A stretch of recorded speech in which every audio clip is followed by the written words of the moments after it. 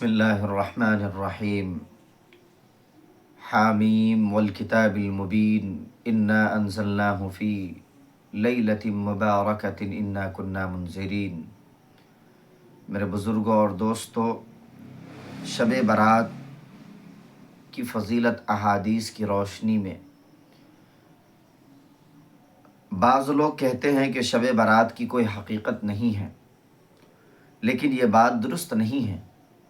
اس رات کی فضیلت 17 صحابہ کرام رضوان اللہ علیہ مجمعین سے مروی ہے، اگرچہ بعض روایات سند کے لحاظ سے کمزور ہیں، لیکن ان کا مجموعہ اس بات کی دلیل ہے۔ 17 صحابہ سے ان روایات کا مروی ہونا یہ اس بات کی دلیل ہے کہ یہ رات فضیلت رکھتی ہے اور یہ رات اہمیت والی رات ہے۔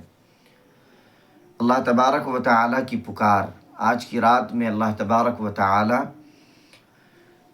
آسمانی دنیا پر نزول فرماتے ہیں اور باری تعالیٰ کی طرف سے اعلان ہوتا ہے کہ ہے کوئی مغفرت مانگنے والا جسے میں معاف کر دوں، ہے کوئی مصیبت زدہ جس کی میں تکلیف دور کر دوں، ہے کوئی شخص جس کے رزق میں تنگی ہو تو میں اس کے رزق میں کشادگی کر دوں، اس کے رزق کو بڑھا دوں۔ اس رات کے میرے بزرگوں اصل اعمال کیا ہیں؟ وہ یہ کہ انفرادی عمل، اکیلا تنہا عبادت۔ اس رات کا اصل مقصد یہ ہے کہ انسان تنہائی میں اپنے رب سے تعلق جوڑے، تعلق قائم کرے، نفل نماز اور دعا۔ لہٰذا مسلمانوں کو چاہیے کہ اس رات نوافل، تلاوت قرآن کریم اور دعاؤں کا اہتمام کرے، استغفار کی کثرت کرے اور ذکر و اذکار کی کثرت کرے۔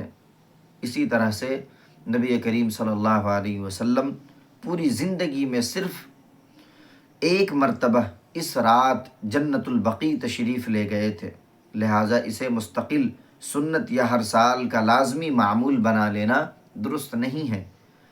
تاہم کبھی کبھار جانے میں کوئی حرج نہیں ہے۔ اگر کوئی آدمی سنت سمجھ کر کے آج کے رات میں جانا چاہے تو تنہائی کے ساتھ وہ جا سکتا ہے۔ لہٰذا بچنے کی ضرورت ہے ہمیں ان مروجہ رسوم و رواج سے اور پرہیز کرنے کی ضرورت ہے۔ میرے بزرگوں، ان کاموں سے بچنے کی تاکید ہے جن کا دین سے کوئی تعلق نہیں۔ حلوہ پکانا، قرآن و حدیث یا صحابہ کرام کے عمل میں شب برات پر حلوہ پکانے کا کوئی ذکر نہیں ہے۔